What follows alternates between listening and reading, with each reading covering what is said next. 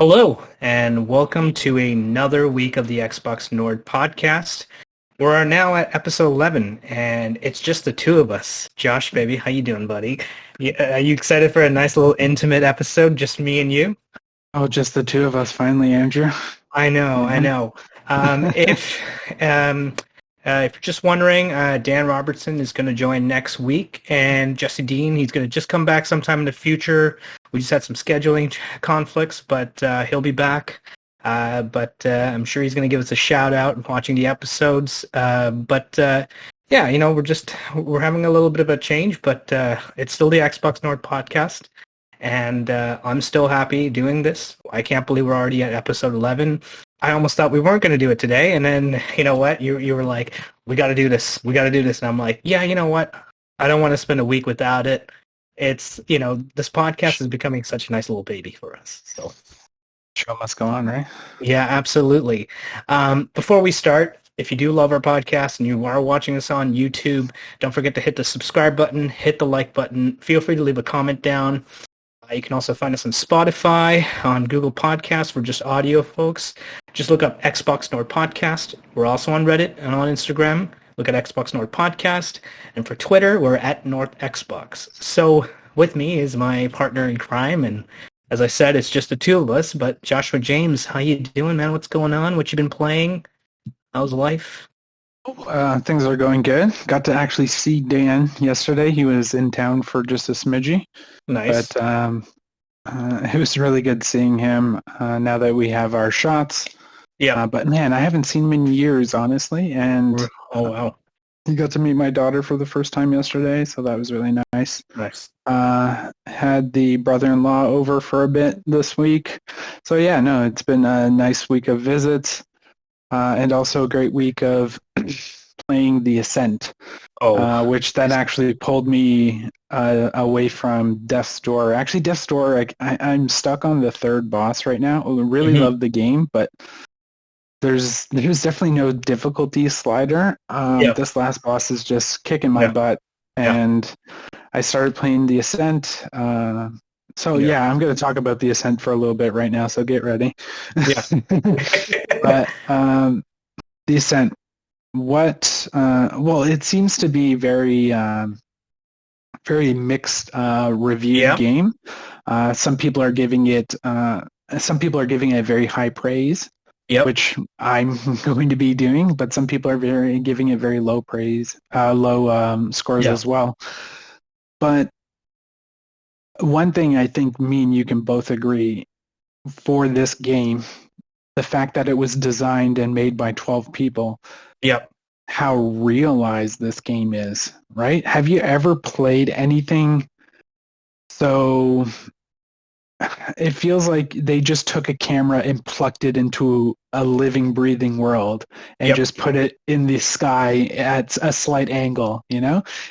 I've never felt so engaged with how everything looks, wanting to look in every nook and cranny, actually wanting to get to the borders of the level just so I could see past the background and the foreground. What a gorgeous game. Some of the best graphics. I would say the best graphics I've seen on this console to date. Generation? Yeah. Oh yeah. The amount, if the video is playing right now, we'd be able to see it, but the amount of detail in that the game world is just astonishing. It's really, really cool.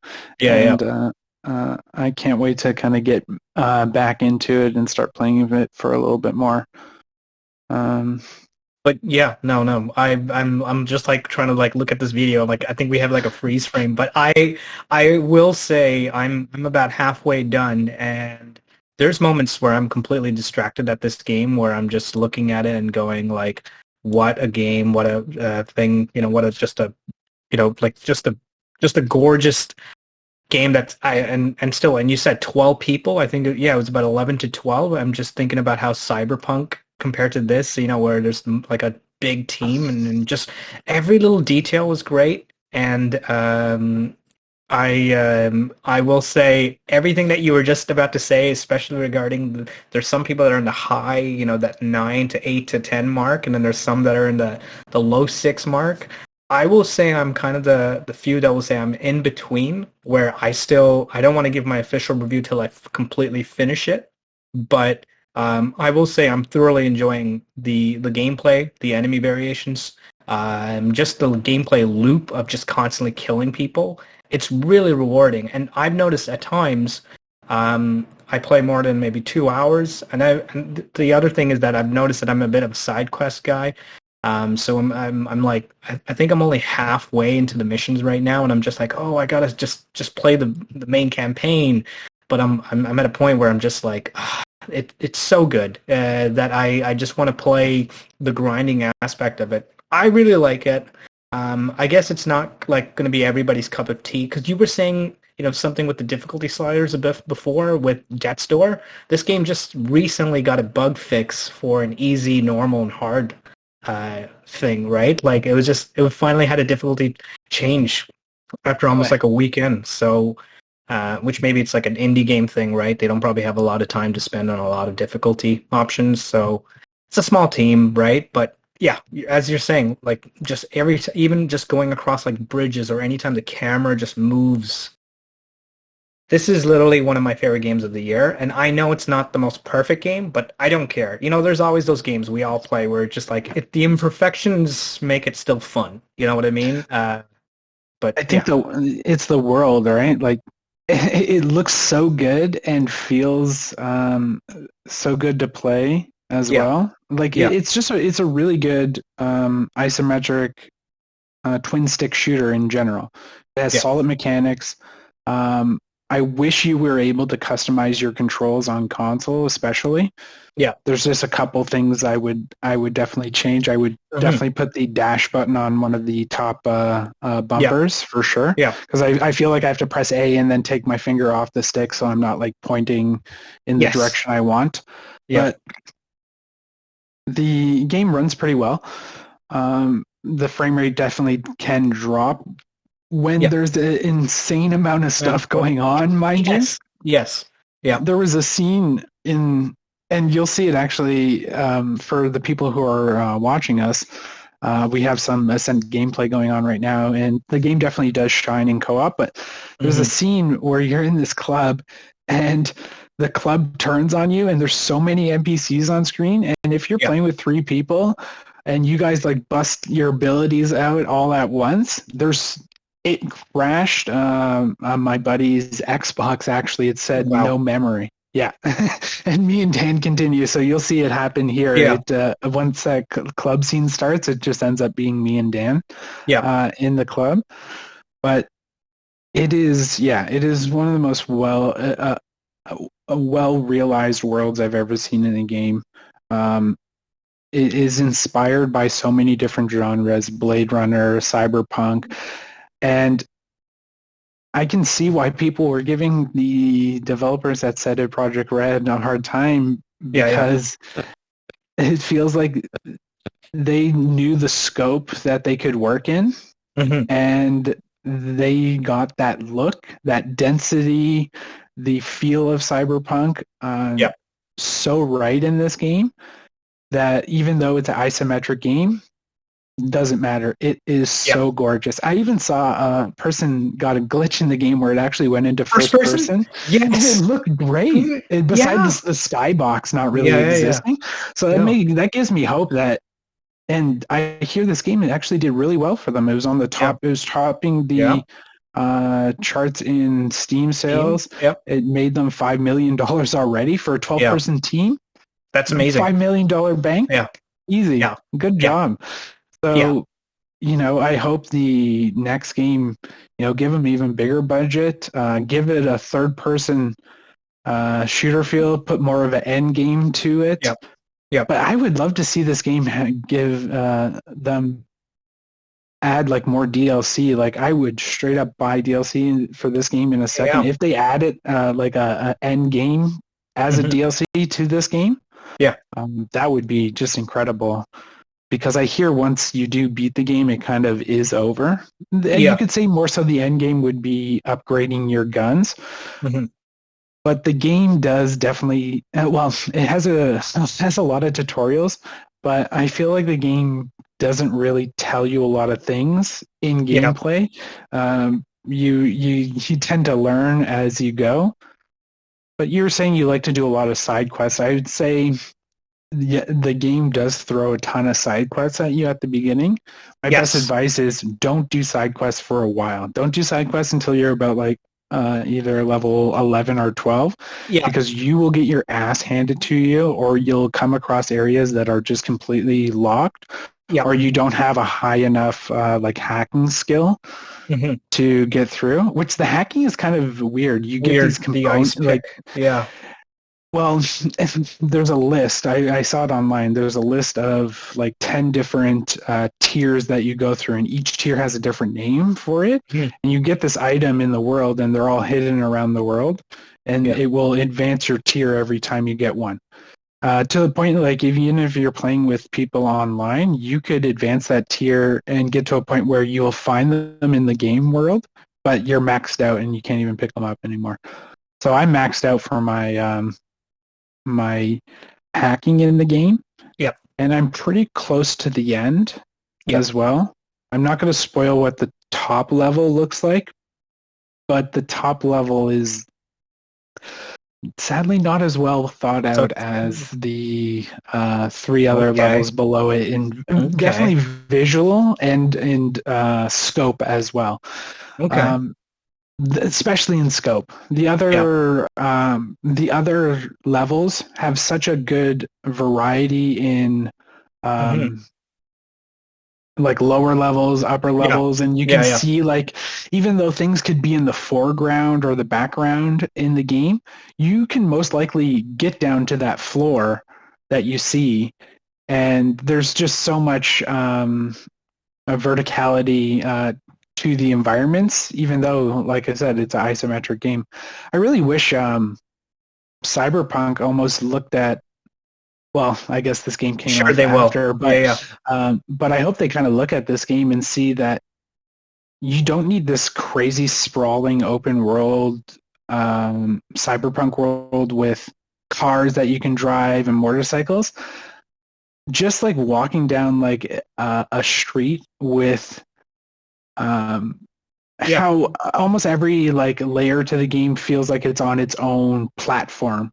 And considering how much they wanted to do in Cyberpunk, I feel like if they would have restricted the world into those kind of dense platforms, the loading, or I don't know, that game's such a mess, right? But, absolutely. But they can really look at this game in density and look. And I've never played a game where there's so much collateral damage. Like, it's almost shocking. Even though and it is people sometimes, but aliens running around, robots. But there will be scenes where you're getting in like a gang fight with somebody, and you'll come across like a bar, and that bar just starts getting shot up, and people are like running for their lives all around you, and but the bullets are not going through them. Well, they're going through them, but they're killing them, and it's just insane. There's so much collateral damage in this game, to the point where the game even says to you, can you stop killing people? We have to keep on wiping your your record clean. It's insane, but I guess that's what adds to this whole like density of the world, and the whole it feels lived in. When stuff like that happens in other games, you're just fighting those other targets and there's nothing else to it. Where in this game, when you get into a shootout, I feel like you've actually disrupted people's lives in the game, and people are just running for their life, trying to just get out of your way, because this world is so crazy. Gang related. It's so cool. I love it. I will say that it clearly looks like they knew the genre specifically, but they also knew like this was going to be, this is a hard rated R movie if it was in the making of it. Especially with the fact that you were just talking about the NPCs. There were moments where I was just like, "Oh crap, I'm killing NPCs," and I'm just like, "Oh, it's like nothing at all. It's like it's not a, it's you know what I mean? It's like it's not a big deal. It's just part of the game. You know, you're just like it's like don't worry about it. You know." And um, I have to say, despite the sometimes little tiny technical like flaws, it's not breaking the game. I don't think so. I don't think I've had like an issue where I feel like, okay, this game is completely broken. There are moments where it gets extremely overwhelming, but I noticed once I had like a co-op partner, I felt a lot more ease at hand. Did you notice it like leveling up when there was like another co-op on hand? Like, did you notice it being a little bit scaled up or anything like that? Definitely the enemies scale up and there's a lot more of them when you have friends with you, but I feel like the game was definitely designed with co-op in mind for sure. Yeah. And it's a lot more enjoyable with co-op because you guys can kind of like play your augments off each other. Mm-hmm. Yeah. And there's some really interesting augments like Joyful and Dragon. grenades as well. Yeah, absolutely. Like I got Joyride Dragon that like jumps out of your body and goes through all the different enemies and overloads them. Yeah. Or I got this cool grenade the other day that is a pocket mech. So you throw it out and you go into a giant mech suit. And yeah, right? Oh my God. Cool. So I'm only halfway, so I have not had this pocket mech yet. So I'm like, that's going to be awesome. It's awesome. But for this game, for people who decide to try it after listening to this, one, try it. It's on Game Pass. No harm, no foul. Give it a shot. It's also on cloud streaming, so just go to Xbox /play, xbox.com/play, and you can play it right there. Yeah. But you know what's funny that you just said that? I would love to play this game on the phone while I'm on the go. It's probably I've played it a couple times on my phone. It's great. Yeah.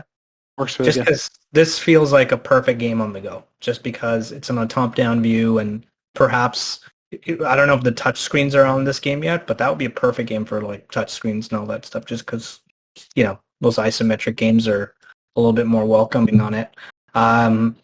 But I think the other thing that I also like is that I actually like the characters in this game. I'm really into like the Poon character. He's just being such an asshole. Like I think the writing is pretty good. Like I don't think it's like like the award-winning writing, but I thought some of the game writing was phenomenal. Voice acting is good too. Yeah, the voice acting is pretty good, and it had a bit of like an old school RPG of like the late 2000s with the dialogue trees as well. It had a bit of like a KOTOR thing going on with like it didn't give you options of what to say or not, but it did give you a few like dialogue trees to like tell me more about this, tell me more about that, and telling you more about something. Can we all just give a round of applause to the codex in this game? Yes. Wow. Yes. What a phenomenal codex. Like Mass Effect grade codex. Yes. Everything has something to it. And they even give you the 3D model that you can just like look at as well. Yeah. How does a one-person team do that? You know what I mean? You think that'd be a lazy part that they wouldn't put in. A soul guy like their codex. Yeah, a soul guy took over that. He's like, I'm going to make the best codex ever. Yeah. It's going to be amazing. But yeah, no, it was very cool. What a cool game. No, but yeah, and just like last point I would say is it's one of anyone who's going to play it, watch things I wish I knew. Before, like one of those videos, like 10 things I wish I knew before playing this game. Watch one of those videos. It's not a hand-holdy game for sure. Yeah, but absolutely. We could talk about the Ascent all night, but it's a great game. I love it. Yes. It's so really cool. two thumbs up or whatever our rating or review stuff that Xbox recommend.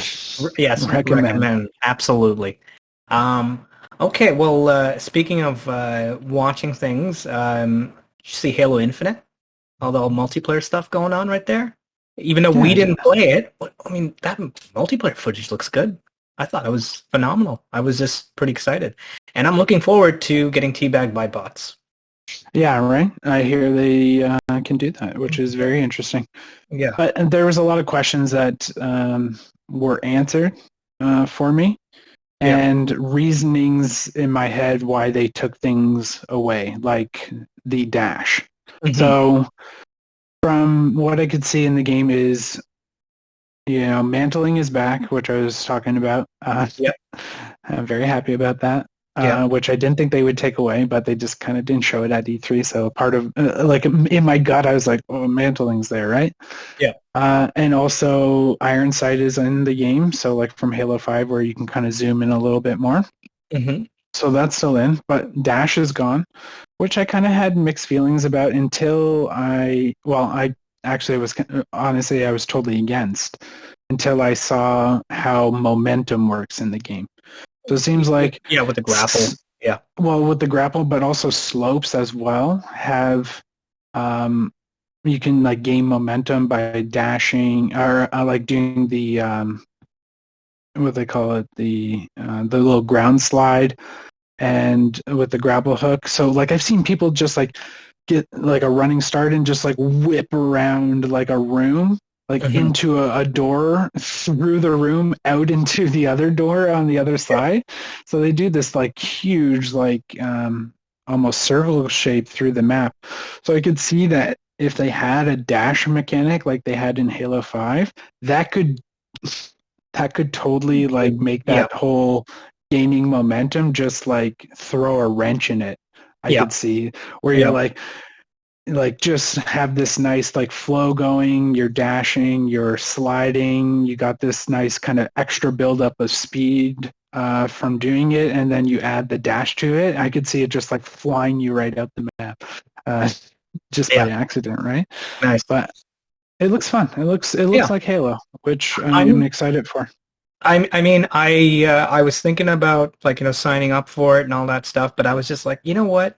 I never did it for the past Halo games, and I've been a lifelong Halo fan, and I'm just like, I'm you know what? I just know that, the multiplayer will always usually be pretty good for Halo. Will always usually be pretty good for Halo, so I'm gonna leave it to that, and I'm sure Infinite, they've learned all their lessons. Sounds like they did. Yeah, I think the only thing where I'm kind of still iffy about, I know a lot of people are kind of, making a lot of like posts about this and some videos about this, but the potential battle royale, which is probably inevitable, I think it's going to happen. I'm still kind of on the fence on it, but you know what? It is what it's in right now, right? Everybody's playing battle royales a lot. It's the biggest, like focus on multiplayer, right? Like, you see Fortnite and Warzone. So that's the only thing where I'm just like, whatever. I'll see it when it's there. Obviously, we haven't seen anything about it. We just heard that data miners are talking about it, but I don't know. What do you think about it? I think it's going to happen, to be honest. Yeah, me too. But I don't think it's going to be there at launch.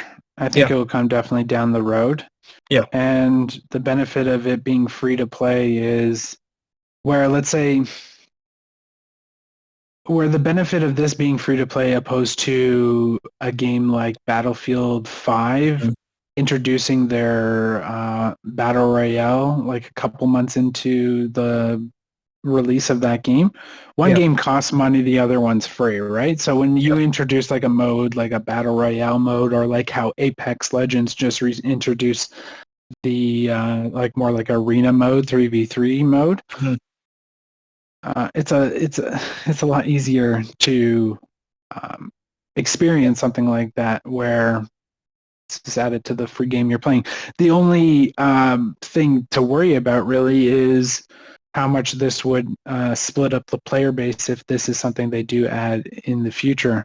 But I hope if they do something like this, they add their own spin to it, kind of like Warzone. I wish Warzone 2.0 was something they were looking into more than a potential battle royale, to be honest. Yeah, I'd definitely love to see Warzone. Yeah, and we're talking about Halo 5's Warzone, obviously. But, Halo 5's Warzone, yeah. But I agree with Call you. of Duty. Yeah, that was. The Halo 5's multiplayer was actually quite good, and I think Warzone was the best part of it because I actually kind of got addicted to it. I remember being like, oh, this is more fun than the campaign. This is why this game's redeemed it, because I thought the multiplayer was so solid. I think it'll be fine. Sorry. Well, if you think about remember how the weapons were structured in Warzone? They almost had like a class system for each weapon. Like you could even get like a plasma pistol that could put like a black hole almost like on the floor, or Covenant carbine that shot needles instead, and after like 4 shots they blow you up. So they did very interesting things with the guns in Warzone. It made me think that that'd be something cool in like a battle royale where you can get like a higher tier of weapon. The more you kind of scavenge the game, but in the end, for what I took away from the main takeaway from what I saw over the weekend was this is Halo, baby, and that's what I need. That's what I wanted. Yeah, no, exactly. This is what I want. It looks like they need some work on the PC side of things on how it runs on certain machines, but they're apparently it's like a 2-month-old build. But it makes me think, like, man, this game was really not ready last year.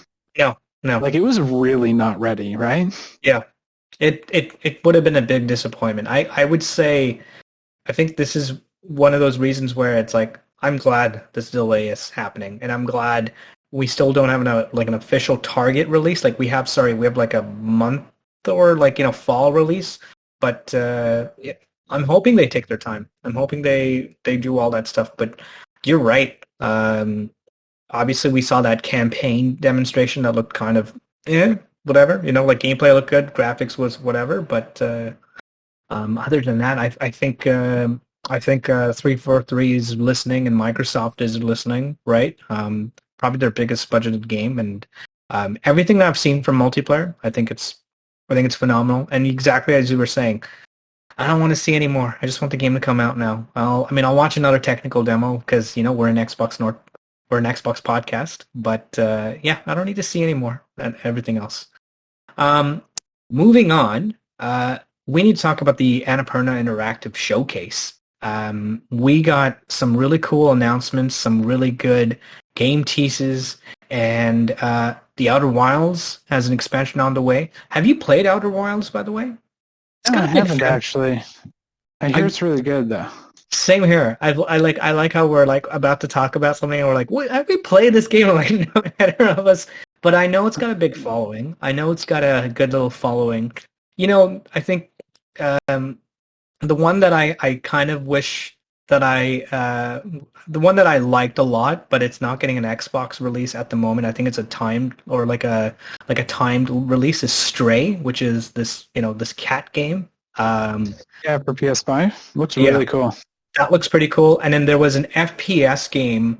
I'm just trying to see what was it called, but you're like in a spaceship and you're like the guardian in a spaceship. I think it's called Skin Deep, which was like all you do is just like you're like this guardian in a spaceship and you're just figuring out ways to like get rid of anybody, and you're doing all the weird things like being flushed down the toilet and then coming back from the toilet and smelling like crap and then getting like an odor spray.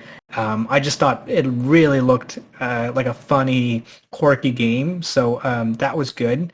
For me, even though I don't think they were talking too much about it, the one that I'm excited for, and it's obviously coming soon because we're about to talk about Game Pass stuff, is 12 Minutes.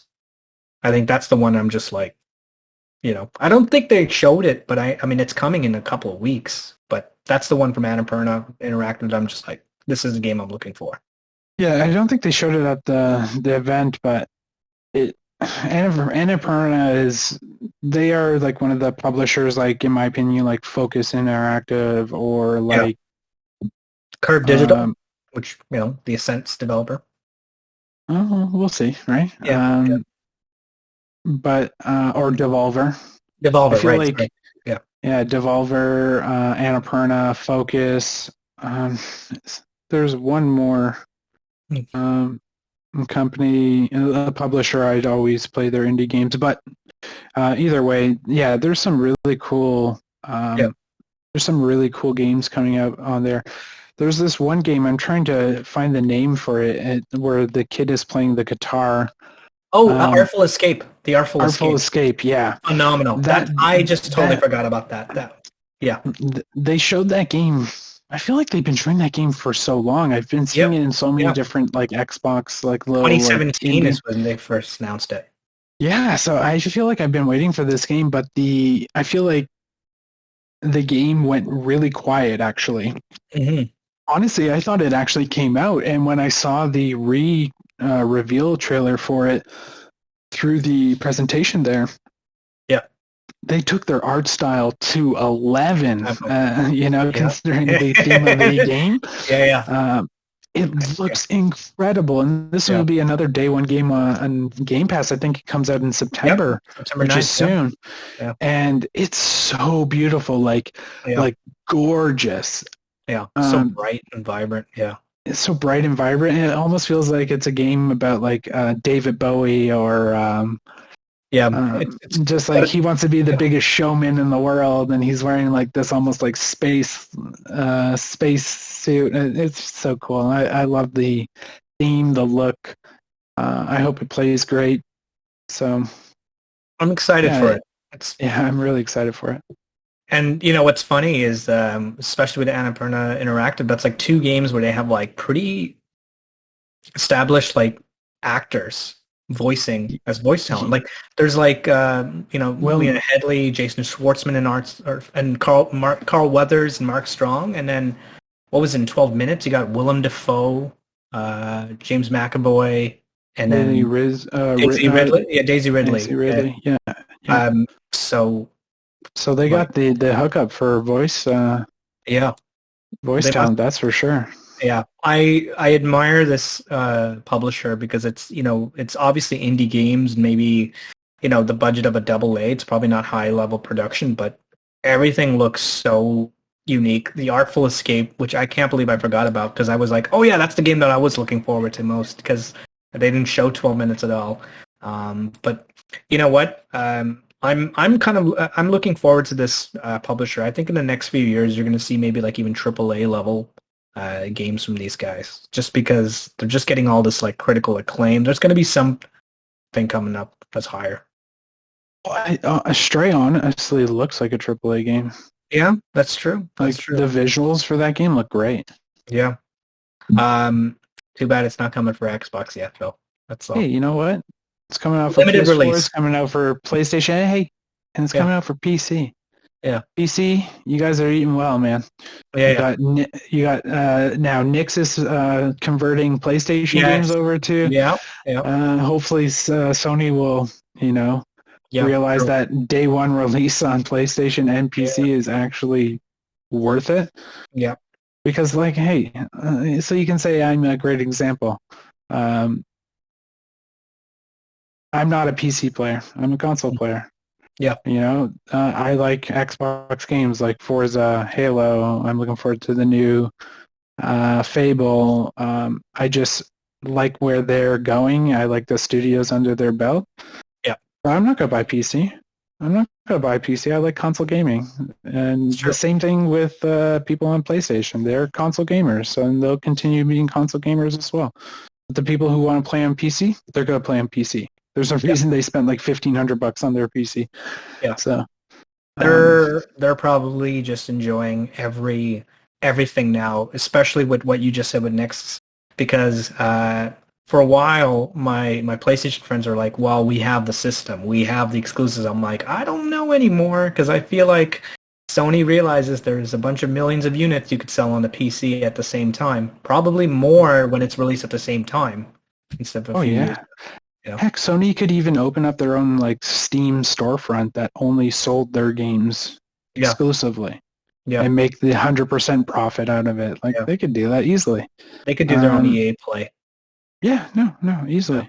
Yeah. So no, PC gamers they're enjoying themselves. Definitely. Yeah. And you know what? Now that they have cloud streaming on there, if you have a direct connection, you got everything, man. If it's something exclusive to Xbox, but also on cloud streaming and not on PC Game Pass, well, you got it on PC.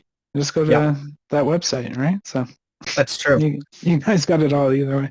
Yeah. Hey, before we talk to our heavy stuff, we forgot to talk about Game Pass, and because we're in August, we had we talked about how we had a good July month. but August is a End of great July. End of July was good. End of July specifically, that last week. But I think August is actually just as good. More indies and more interesting stuff. But like, it's a pretty packed lineup, and it's just to tell everybody about what's going on for Game Pass. You got Curse of the Dead Gods. I think that's like a Dead Cells game. Dodgeball Academia. Yeah. It's like an Xbox ID game. Yeah, I actually started downloading that. I'm going to check it out. Nice. This game I'm quite familiar with, especially in the old generation days. Katamari Damacy, D-Roll. That's the game that's like you just keep swallowing everything and you become like this big giant ball, and it's really unique. I played it a while ago. I think I played it. I don't know if it ever came out in the original Xbox, but it might have came out on 360. But I don't know if you ever played Katamari games, the Katamari Damacy games. No, was it your jam? Much. Yeah, it wasn't my jam. Okay. Luminous Remastered. I have played the Luminous games before. How are they? They're pretty intense. I think it's also made by Tetsu Misaguchi, who did Tetris. I think he also did Luminous, if I remembered. Yeah, he did Hex. Isn't the guy who made Hex? Or Rez. He made Rez, I think.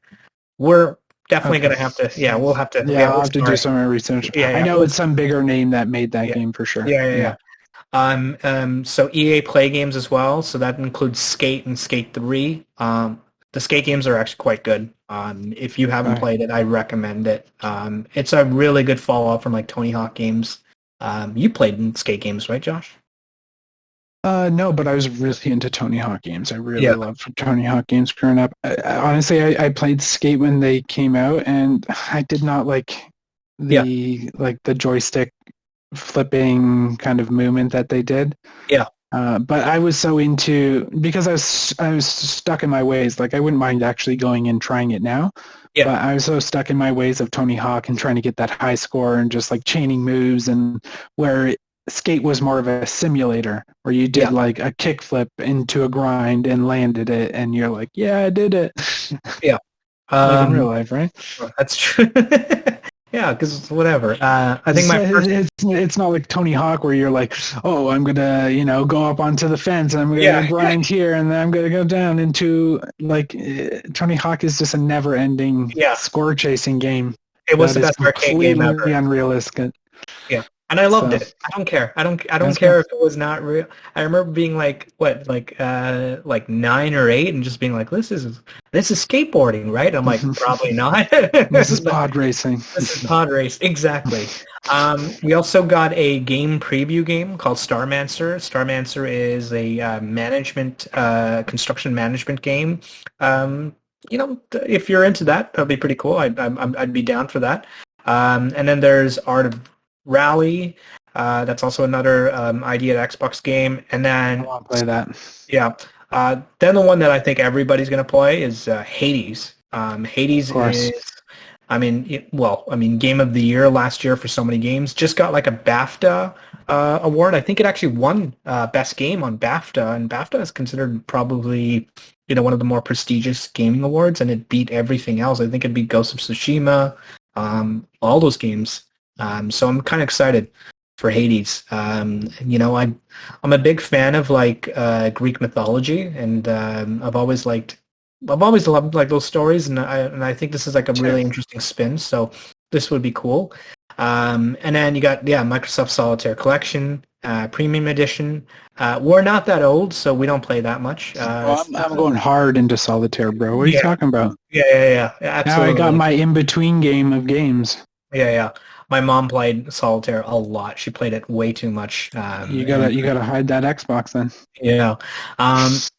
12 minutes we've already talked about. I think that's going to be an awesome game. I'm excited for that whole 12-minute loop that they keep talking about. You're like stuck in one room, and it's like the top view of the one room, and you're stuck in a 12-minute time loop. And Willem Dafoe, oh man, it's gonna be great. I know. It looks so cool, right? I know. That's gonna be. Game Pass is delivering real good right now.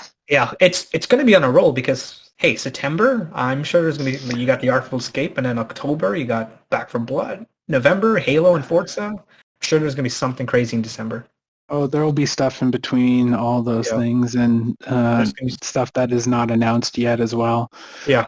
Battlefield, hopefully Yeah. Battlefield. I'm thinking there's going to be a few, like a Square Enix saying like maybe Guardians of the Galaxy, because like they had such a great success with Outriders. Guardians of the Galaxy would be a great get. That would be a fantastic get for this year. I'm curious if it's going to get pushed back to early next year. I feel like games like that, there's a sweet spot at the beginning of the year. I find it's the end of January through February, early March. It's a March game. Yeah, I feel like that window right there, for some reason. Yeah. Like games like Dying Light saw a lot of success coming out during that time. There was Devil May Cry, I think, came out around that time as well. Just a lot of good single-player games, and especially if it's a new IP, I feel like they shine during that time as well. I feel like even Back 4 Blood, that would be a good time to come at the end of January. Yeah, there's just so much good, especially multiplayer stuff to take my attention away from... How are you going to take my attention away from Halo, man? Yeah, and then there's also Forza. I keep forgetting about Forza. That's like two big games. And we talk about that game every week. And I'm in the same boat as you, because I keep thinking about one of my favorite years in gaming, and like I know we're kind of going off topic, but do you remember 2006 on 360, where like after the launch, everybody's like, "Yeah, the Xbox 360 launch was." It was like 2007. For you, for me, I'd say 2000. No, that 2007 was Halo. Wasn't it Halo 3? Yeah, 2007 Halo 3, Call of Duty, Modern Warfare, Mass Effect.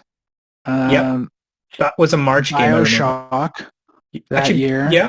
BioShock, and then something else. What an insane year! What an insane year! I think there was like a Forza or something like that, or I think that was Project Gotham. Gotham Racing's last one, I think. It was like the last Project Gotham. Yeah, I was thinking about Gotham Racing 4. Oh, yeah, what a good game. Kudos system. Yeah. I might be wrong, but I keep thinking about that year where it's like you got Dead Rising, Lost Planet, a lot of games where you're just like, oh, I might have forgotten it on a big year or in the fall.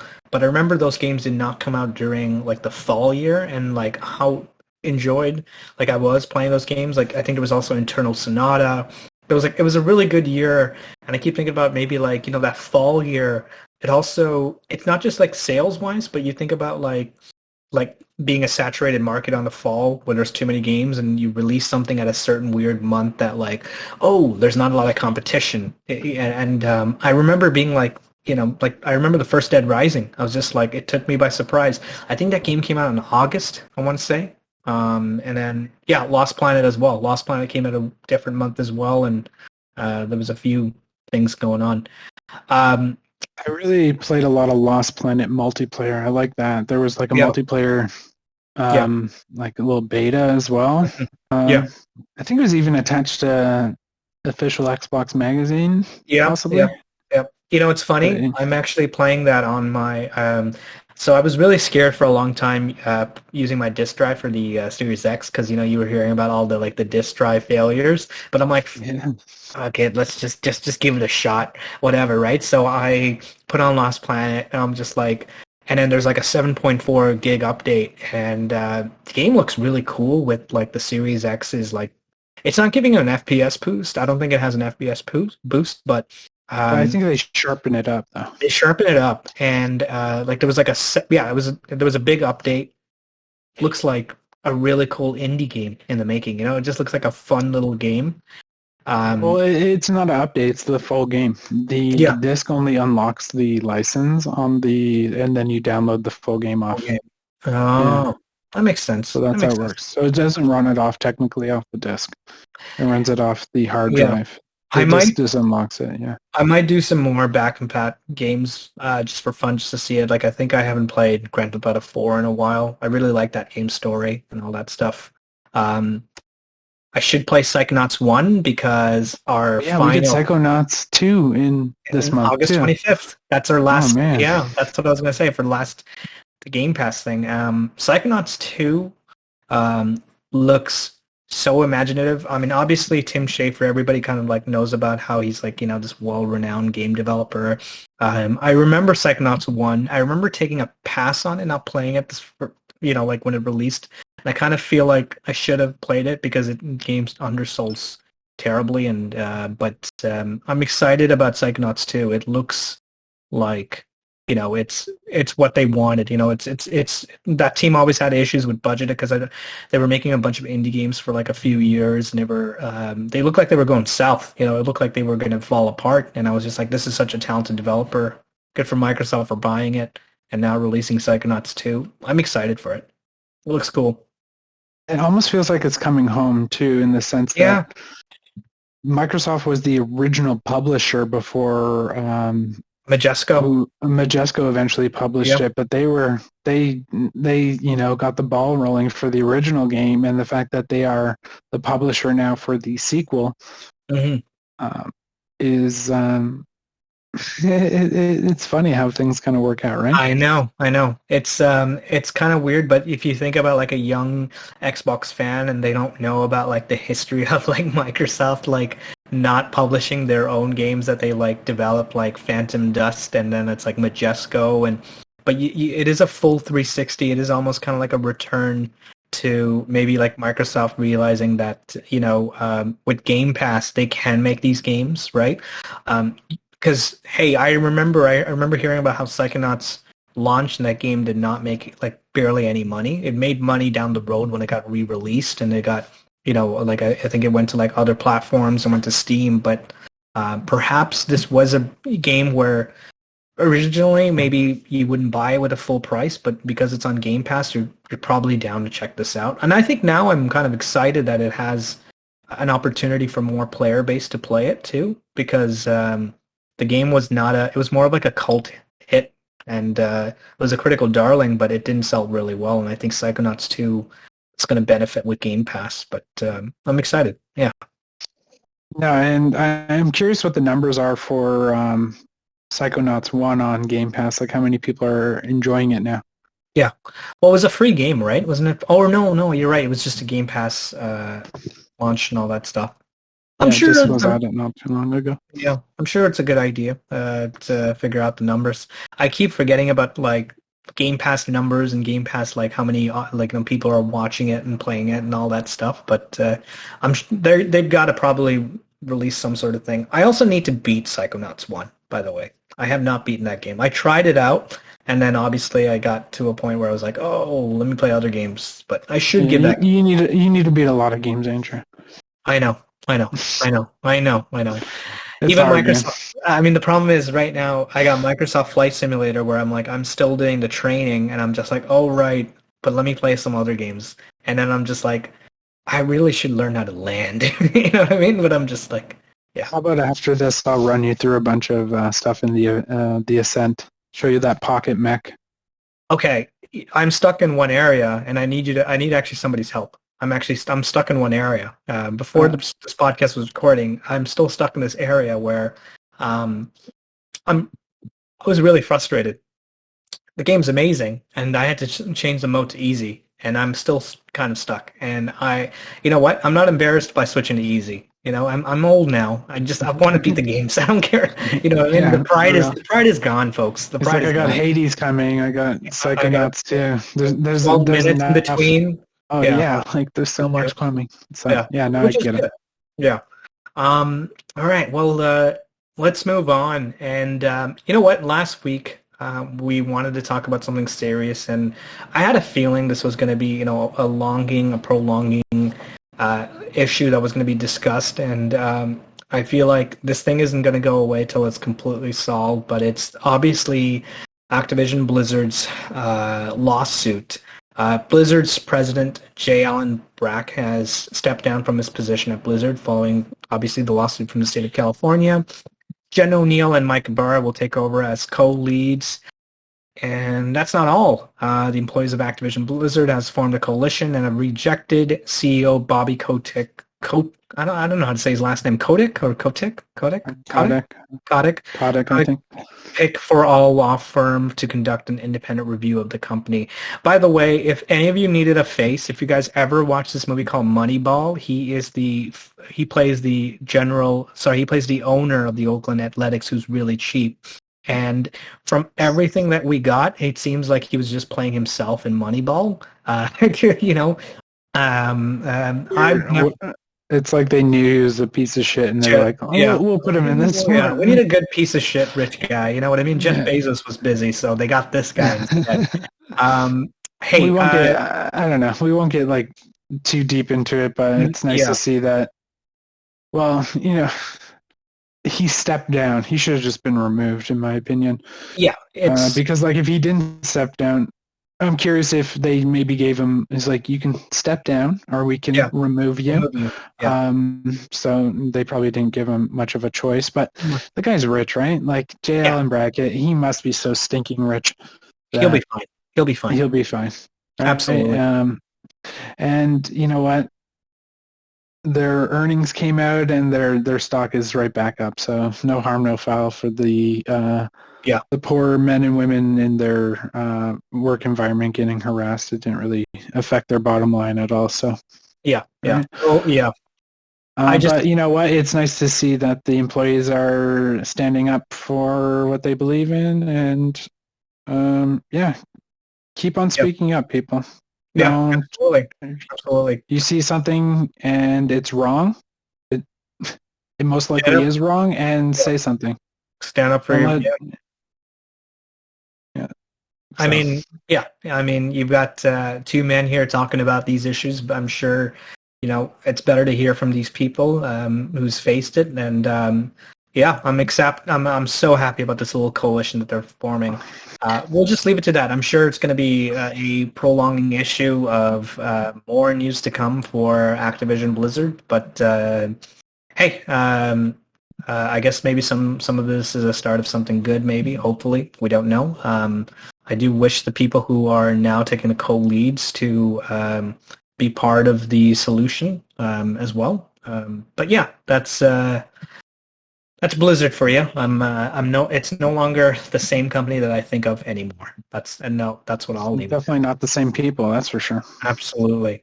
All right. Well, let's talk about our little final big discussion. Actually, it's going to be weird because it's just me and you talking. How long will this final big discussion? But Josh, I'm going to probably ask you to, dumb this down for me because I'm not a big tech guy, and Danny Boy isn't here. But Xbox SSD expansion versus now the officially expansion announced for PlayStation 5, the expansion card. Considering consoles are all about convenience and compatibility, did Microsoft choose the better route with how it slots into the back of the console and guaranteed compatibility opposed to this mess of PlayStation's offering? Talk to me about this, because for me, I've talked to a PlayStation friend who for a long time was downloading and deleting games, and he would sometimes tell me about how this is really annoying. This is a lingering issue. I'm already kind of full on my on the games that's offering. Meanwhile, I was just like, well, why don't you just get like an old hard drive? And he's like, yeah, it's not working. It's like you can't, because I don't even have the new SSD card from the Xbox, but obviously there's so many old games that are being played right now, and there's not a lot of games that have the the X and S version, and I'm fine. I'm not even close to being done for my system, but I'm just wondering, if I was somebody that didn't know anything about this, if I was just a casual gamer, what's going on and what's the problem? I'd say probably one of the biggest problem is the fact that a lot of these kind of components don't exist in the same area as the PlayStation 5, right? Like you go to a Walmart or something, you see the PlayStation 5 section, they're not going to have these SSDs there that go into the PC section, right? And you now have to make sure, one, the SSD is compatible, it hits a certain requirement. Two, you got to make sure that even if it does hit the certain requirement, that it has a heatsink attached to it.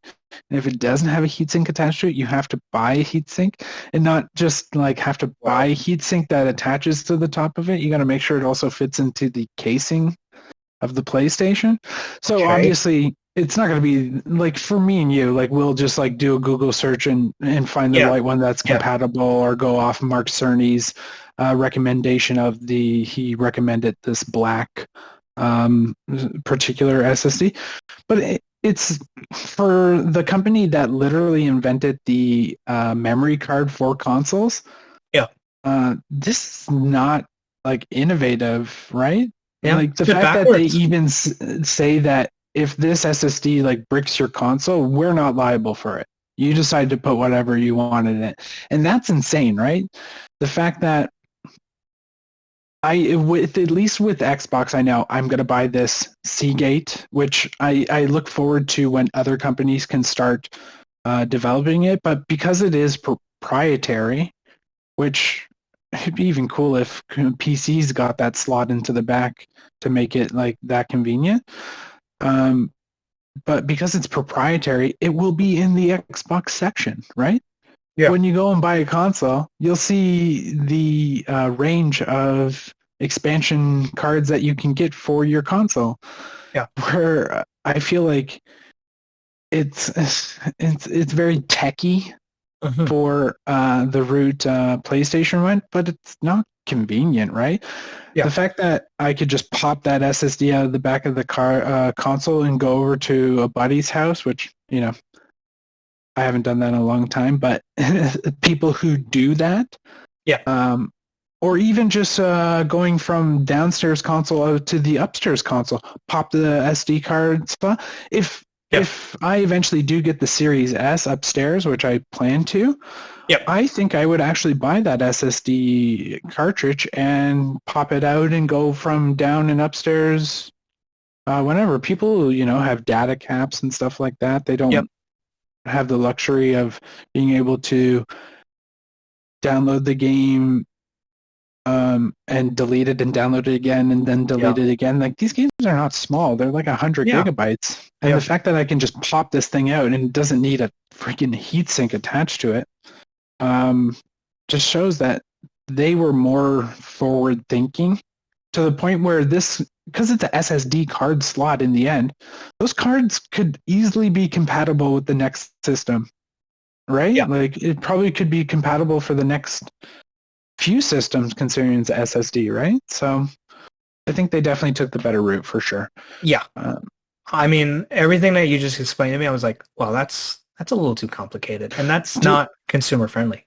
Yeah, and didn't everyone say, oh, how is Timmy's grandmother going to pick between the Series S and the X? Well, how's Timmy's grandmother going to pick an SSD with a freaking heatsink attached to it?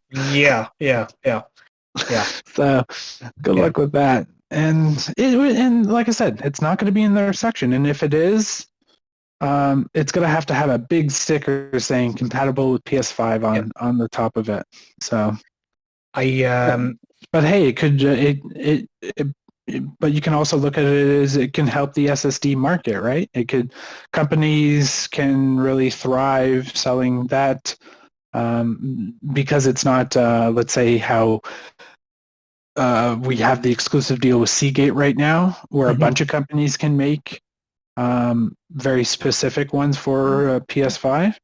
Yeah. So I look forward to when Xbox starts, you know, broadening their horizons for their SSD instead of just Seagate, where we can get some competition there. But it's definitely complicated. That's for sure. Yeah, that's true. I think it's all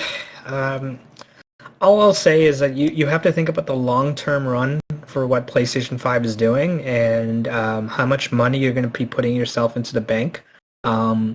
Right now, I'm just talking about my personal experience. I'm using an old hard drive that I've used on my previous generation. Obviously, I'm only playing old games a lot, and I'm sure this is going to come down the road where I do need an expansion card. The moment I'm fine. I've been fine for so far almost a year right now, right? Since we've got the console at launch. And I think I'll be fine till at least end of next year, or maybe, starting next year. Um, you just have to think about the amount of money you're putting in to these systems in the long term.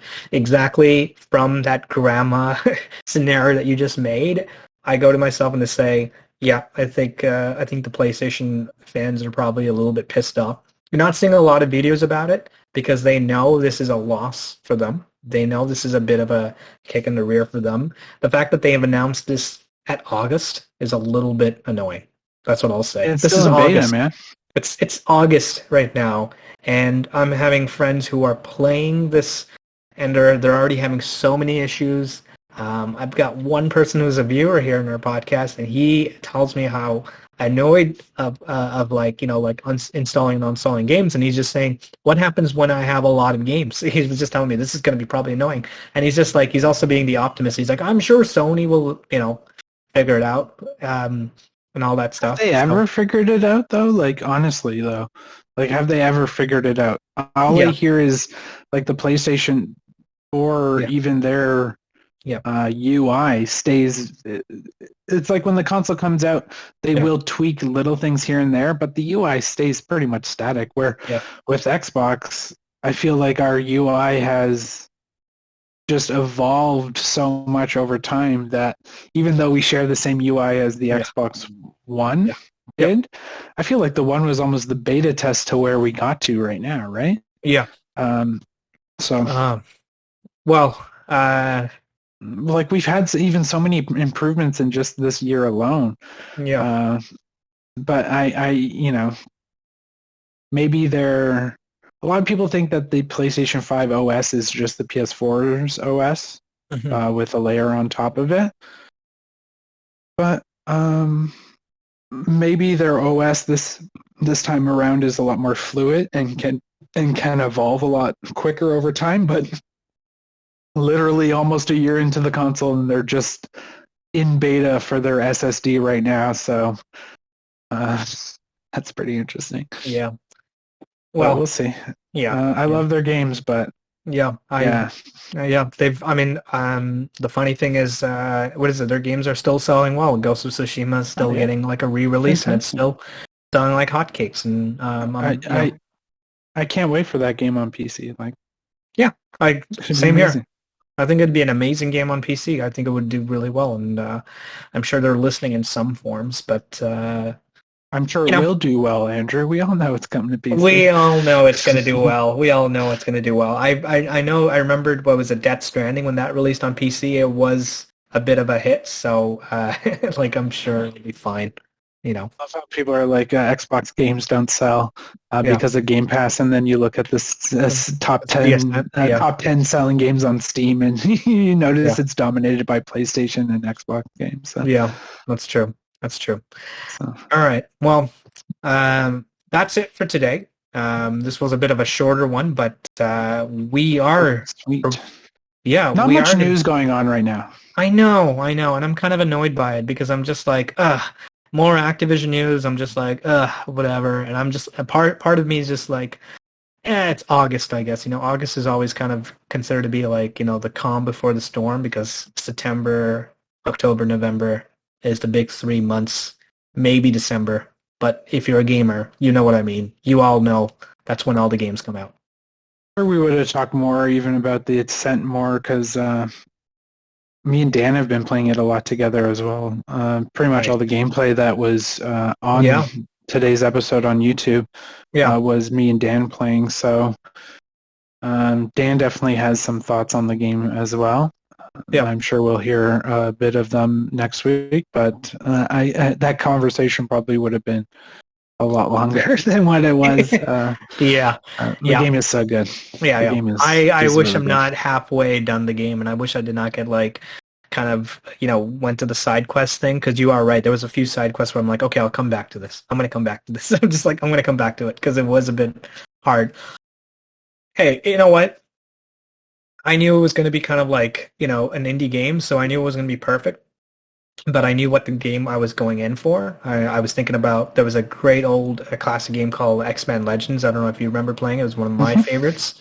And so I was just like, I miss a game like this, heck, I love I kind of love these types of old school games. It's not for everybody. Actually, I think it's a bit more of a casual gaming experience. I think a lot of people, like as soon as you realize the amount of detail they put into it, they're going to be kind of happy with it. But so far, so good. I'm going to give you my final verdict by next week because I will finish the game next week. I'm going to just stick to the campaign, Josh. And I might need your hand soon. I might need your hand. But yeah. You always need my hand, Andrew. There you go. There you go. Maybe when it's just us two, it's an intimate setting. We just get all like, we forgot it's an Xbox North podcast, and we just get a little, Oh, we're still recording? Oops. Yeah. Oh, right. Okay. All right, folks. That's it for today. I'm Andrew Ravindran. Join with me, Josh James. Josh, thank you for having this episode with me. I thought we were not going to do it, but I'm just so glad we still did it because I look forward to it.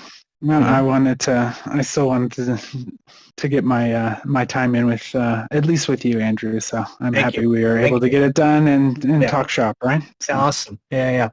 Looking forward to it. Looking forward to a new revamp as well. So starting next week, we're gonna have some changes. We're gonna have some cool guests coming up down the line and all that stuff. So yeah, always looking forward to it. So yeah, thank you so much, folks, for watching, and see you next week. Thank you, Josh.